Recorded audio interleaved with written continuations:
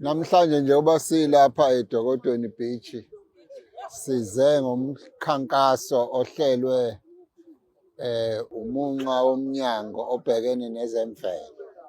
Size ikakhulukazi emkhankasweni wokuzofundisa umphakathi walapha eMacambeni ngokubaluleka kokuhlanzeka kwey'ndawo ey'njengalezi zokungcebeleka ney'ndawo esihleli kuzona. Silapha eDokotweni Beach kade sizocosha khona udoti oshiwa ngabantu uma bezongcebeleka la, sizokwenza ukuthi umphakathi ukwazi ukubona ukuthi phela iy'ndawo njengoba umdali azidala zaba zinhle njengoba niy'bona zinjena, zihlale zicocekile zizinhle.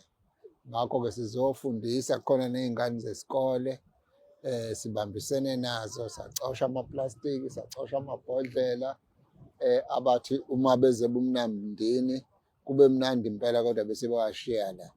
Ngakho-ke sizofundisa lokho ukuthi-ke njengoba sekuzofika isikhathi samaholidi, njengoba sekuyinyanga ka-October nje sekuNovemba, uDisemba ziyabuya ziyakhala.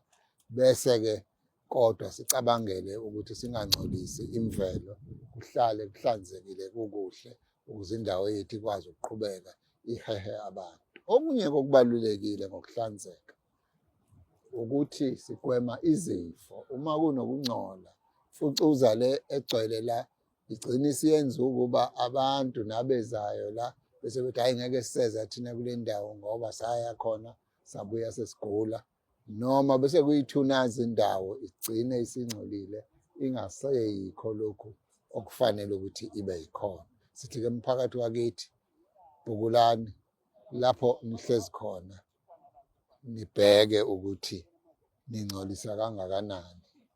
Umuntu akangcoli ngokuba elule izandla, acoshe udoti, ahlanze indawo yakhe. Uma umphakathi wenze njalo, iy'ndawo zethu zohlala zihlanzekile, zihehe nabavakashi ukuba beze kuzona.